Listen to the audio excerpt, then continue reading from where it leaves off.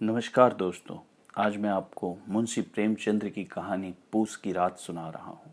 वैसे तो हिंदी साहित्य में एक से बढ़कर एक कवि और कहानीकार हुए, लेकिन जिन सरल शब्दों में मुंशी प्रेमचंद्र ने अपनी कहानियाँ लिखी वह विरले ही देखने को मिलती है, जो हर आम आदमी समझ सके।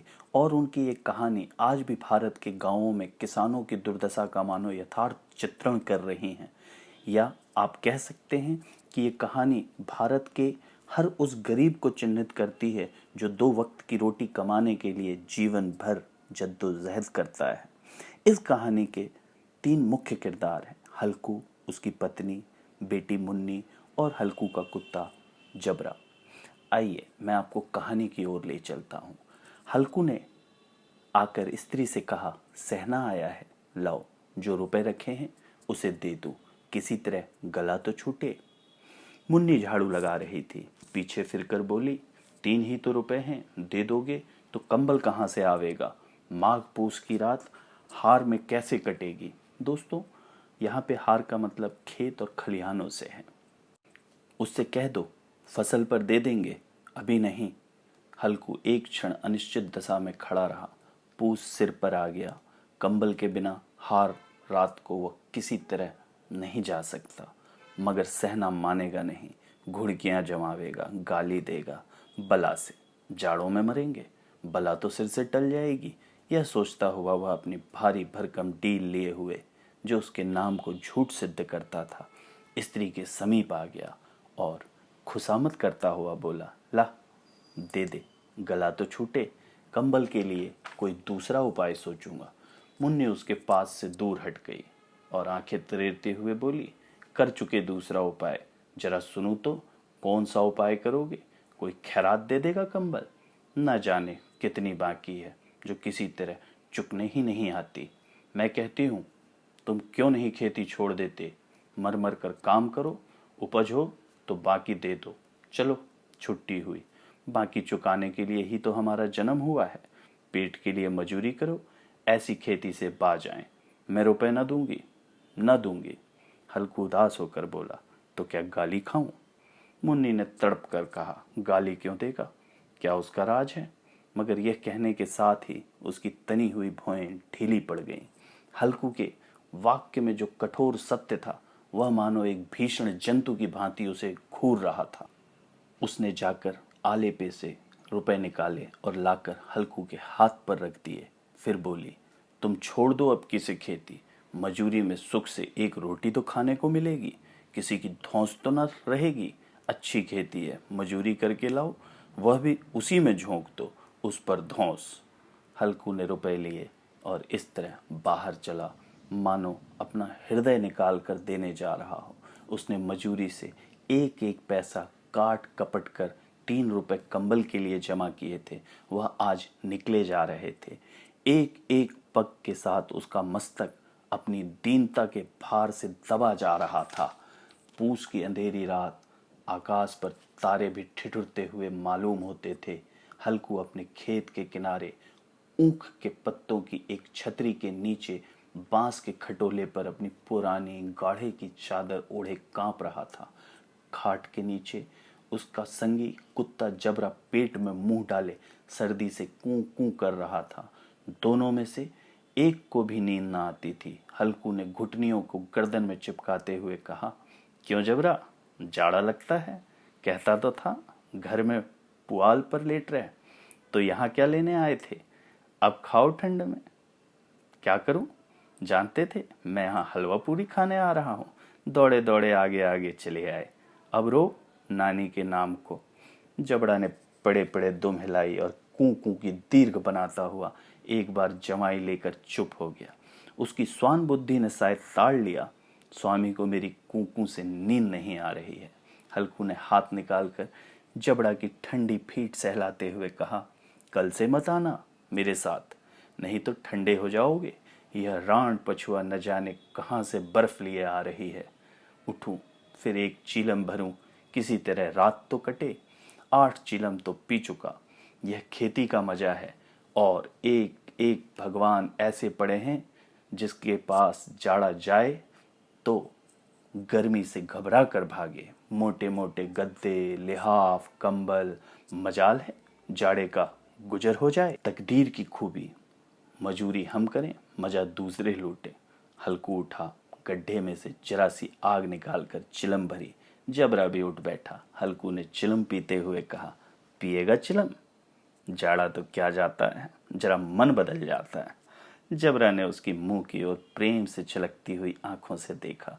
हल्कू, आज और जाड़ा खा ले, कल से पुआल बिछा दूंगा, उसी में घुस कर बैठना, तब जाड़ा न लगेगा। जबड़ा ने अपने पंजे उसकी घुटनियों पर रख दिए और उसके मुंह के पास अपना मुंह ले गया। हल्कू को उसकी गर्म सांस लगी। चिलम पीकर हल्कू फिर लेटा और निश्चय करके लेटा कि चाहे कुछ हो, अब की सो जाऊंगा। पर एक क्षण में उसके हृदय में कंपन होने लगा। कभी इस करवट लेटता, कभी उस करवट पर जाड़ा किसी पिशाच की भांति उसकी छाती को दबाए हुए था। जब किसी तरह न रहा गया तो उसने जबड़ा को धीरे से उठाया और उसके सिर को थपथपाकर उसे अपनी गोद में सुला लिया। कुत्ते की देह से जाने कैसी दुर्गंध आ रही थी, पर वह उसे अपनी गोद में चिपटाए हुए ऐसे सुख का अनुभव कर रहा था जो इधर महीनों से उसे ना मिला था। जबरा शायद यह समझ रहा था कि स्वर्ग यही है, और हल्कू की पवित्र आत्मा में तो उस कुत्ते के प्रति घृणा की गंध तक न थी। अपने किसी अभिन्न मित्र या भाई को भी वह इतनी ही तत्परता से गले लगाता। वह अपनी दीनता से आहत न था जिसने आज उसे इस दशा को पहुंचा दिया। नहीं, इस अनोखी मैत्री ने जैसे उसकी आत्मा के सब द्वार खोल दिए और उनका एक एक अणु प्रकाश से चमक रहा था। सहसा जबरा ने किसी जानवर की आहट, इस विशेष आत्मीयता ने उसमें एक नई स्फूर्ति पैदा कर दी जो हवा के ठंडे झोंकों को तुच्छ समझती थी। वह झपट कर उठा और छपरी से बाहर आकर भूंकने लगा। हल्कू ने उसे कई बार चुमकार कर बुलाया, पर वह उसके पास न आया। हार में चारों तरफ दौड़ दौड़ कर भूंकता रहा। एक क्षण के लिए आता भी तो तुरंत ही फिर दौड़ता। कर्तव्य उसके हृदय में अरमान की भांति उछल रहा था। 1 घंटा और गुजर गया। रात ने शीत को हवा से धकधकाना शुरू किया। हल्कू उठ बैठा और दोनों घुटनों को छाती से मिलाकर सिर को उसमें छिपा लिया। फिर भी ठंड कम नहीं हुई। ऐसा जान पड़ता था सारा रक्त जम गया है। धमनियों में रक्त की जगह हिम बह रहा है। उसने झुककर आकाश की ओर देखा। अभी कितनी रात बाकी है। सप्तऋषि अभी आकाश में आधे भी नहीं चढ़े। दोस्तों, सप्तऋषि तारामंडल होता है जो 7 तारों का समूह होता है। यहाँ उसी का मुंशी प्रेमचंद्र जी ने वर्णन किया है। सप्तऋषि अभी आकाश में आधे भी नहीं चढ़े, ऊपर आ जाएंगे तब कहीं सवेरा होगा। अभी पहर से ऊपर रात है। हल्कू के खेत से कोई एक कोली के टप्पे पर आमों का एक बाग था। पतझड़ शुरू हो गई थी। बाग में पत्तियों का ढेर लगा हुआ था। हल्कू ने सोचा, चलकर पत्तियां बटोरूं और उन्हें जलाकर खूब तापूं। रात को कोई मुझे पत्तियां बटोरते देखे तो समझे कोई भूत है। कौन जाने कोई जानवर ही छिपा बैठा हो। मगर अब तो बैठे नहीं रहा जाता। उसने पास के अरहर के खेत में जाकर कई पौधे उखाड़ लिए और उनका एक झाड़ू बनाकर हाथ में सुलगता हुआ उपला लिए बगीचे की तरफ चला। जबरा ने उसे आते हुए देखा तो पास आया और दुम हिलाने लगा। हल्कू ने कहा, अब तो नहीं रहा जाता जबरू, चलो बगीचे में पत्तियां बटोर कर तापें। ठांटे हो जाएंगे तो फिर आकर सोएंगे, अभी तो बहुत रात है। जबरा ने कूं कूं करके सहमति प्रकट की और आगे आगे बगीचे की ओर चला। बगीचे में खूब अंधेरा छाया हुआ था और अंधकार में निर्दय पवन पत्तियों को कुचलता हुआ चला जाता था। वृक्षों से ओस की बूंद टप टप नीचे टपक रही थी। एकाएक एक झोंका मेहंदी के फूलों की खुशबू लिए हुए आया। हल्कू ने कहा, कैसी अच्छी महक आई जबरू, तुम्हारी नाक में भी तो सुगंध आ रही है। जबरा को कहीं जमीन पर एक हड्डी पड़ी मिल गई थी, उसे चिचोड़ रहा था। हल्कू ने आग जमीन पर रख दी और पत्तियां बटोरने लगा। जरा देर में पत्तियों का ढेर लग गया। हाथ ठुठुरे जाते थे, नंगे पांव गले जाते थे और वह पत्तियों का पहाड़ खड़ा कर रहा था। इसी अलाव में वह ठंड को जलाकर भस्म कर देगा। थोड़ी देर में अलाव जल उठा उसकी लौ ऊपर वाले वृक्ष की पत्तियों को छू छू कर भागने लगी। वह अस्थिर प्रकाश में बगीचे के विशाल वृक्ष ऐसे मालूम होते थे मानो उस अथाह अंधकार को अपने सिरों पर संभाले हुए हों। अंधकार के उस अनंत सागर में यह प्रकाश एक नौका के समान हिलता मचलता हुआ जान पड़ता था। हल्कू अलाव के सामने बैठा आग ताप रहा था। एक क्षण में उसने दोहर उतार कर बगल में दबा ली, दोनों पांव फैला दिए मानो ठंड को ललकार रहा हो। तेरे जी में जो आए सोकर, ठंड की असीम शक्ति पर विजय पाकर वह विजय गर्व को हृदय में छिपा न सकता था। उसने जबरा से कहा, क्यों जब्बर, अब ठंड नहीं लग रही? जब्बर ने कूं कूं करके मानो कहा, अब क्या ठंड लगती ही रहेगी, पहले से ये उपाय न सूझा? नहीं इतनी ठंड क्यों खाते? जब्बर ने पूंछ हिलाई। अच्छा आओ, इसके अलाव को कूद कर पार करें, देखें कौन निकल जाता है। अगर जल गए बच्चा तो मैं दवा न करूंगा। जब्बर ने उस अग्नि राशि की ओर कतर नेत्रों से देखा। मुन्नी से कल ना कह देना, नहीं तो लड़ाई करेगी।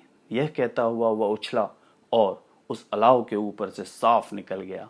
पैरों में जरा लपट लगी पर कोई बात न थी। जबरा आगे के गिर्द घूमकर उसके पास आ खड़ा हुआ। हल्कू ने कहा, चलो चलो, इसकी सही नहीं, ऊपर से कूद कर आओ। वह फिर कूदा और अलाव के इस पार आ गया। पत्तियां जल चुकी थी। बगीचे में फिर अंधेरा छा गया था।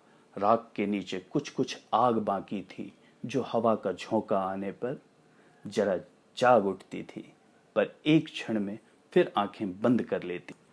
हल्कू ने फिर चादर ओढ़ ली और गर्म राख के पास बैठा हुआ एक गीत गुनगुनाने लगा। उसके बदन में गर्मी आ गई थी, पर ज्यों-ज्यों शीत बढ़ती जाती थी उसके आलस से दवाई लेता था। जबरा जोर से भूख कर खेत की ओर भागा। हल्कू को ऐसा मालूम हुआ कि जानवरों का एक झुंड खेत में आया है। शायद नील गायों का झुंड था। उनके कूदने दौड़ने की आवाजें साफ कान में आ रही थी। फिर ऐसा मालूम हुआ कि खेत में चर रही हैं। उनके चबाने की आवाज चर चर सुनाई देने लगी। उसने दिल में कहा, नहीं जबरा के होते कोई जानवर खेत में नहीं आ सकता। नोच ही डाले, मुझे भ्रम हो रहा है। कहाँ? अब तो कुछ नहीं सुनाई देता। मुझे भी कैसा धोखा हुआ। उसने जोर से आवाज लगाई, जबरा जबरा। जबरा भूंकता रहा, उसके पास ना आया। फिर खेत के चरे जाने की आहट मिली। वह अपने को धोखा न दे सका। उसे अपनी जगह से हिलना जहर लग रहा था। कैसे ददाया हुआ था। इस जाड़े पाले में खेत में जाना, जानवरों के पीछे दौड़ना, ऐसा जान पड़ा। वह अपनी जगह से ना हिला। उसने जोर से आवाज लगाई, लिहो लिहो लिहो। जबरा फिर भूख उठा। जानवर खेत चर रहे थे, फसल तैयार है। कैसी अच्छी खेती थी, पर ये दुष्ट जानवर उसका सर्वनाश किए डालते हैं। हल्कू पक्का इरादा करके उठा और 2-3 कदम चला, पर एकाएक हवा का ऐसा ठंडा चुभने वाला बिच्छू के डंक का सा झोंका लगा कि वह फिर बुझते हुए अलाव के पास आ बैठा और राख को कुरेद कर अपनी ठंड देह को गरमाने लगा। जबरा अपना गला फाड़ डालता था। नीलगायें खेतों का सफाया किए डालती थी और हल्कू गर्म राख के पास शांत बैठा हुआ था। अकर्मण्यता ने रस्सियों की भांति उसे चारों तरफ से जकड़ रखा था। उसी राख के पास गर्म जमीन पर वह चादर ओढ़कर सो गया। सवेरे जब उसकी नींद खुली तब चारों तरफ धूप फैल गई थी और मुन्नी कह रही थी, क्या आज सोते ही रहोगे? तुम यहाँ आकर रम गए और उधर सारा खेत चौपट हो गया। हल्कू ने उठकर कहा, क्या तू खेत से होकर आ रही है? मुन्नी बोली, हाँ, सारे खेत का सत्यानाश हो गया।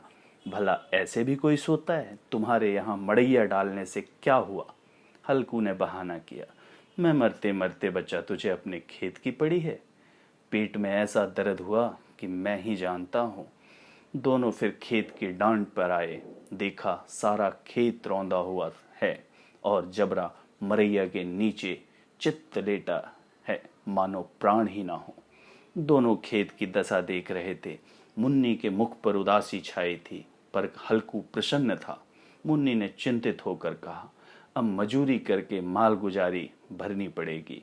हल्कू ने प्रसन्न मुख से कहा, रात को ठंड में यहाँ सोना तो ना पड़ेगा। इसी के साथ दोस्तों मुंशी प्रेमचंद्र की कहानी पूस की रात समाप्त होती है। अगर आप लोगों को एक कहानी अच्छी लगी हो, आपके कोई सुझाव हो, तो मुझे कमेंट बॉक्स में ज़रूर लिखें। धन्यवाद।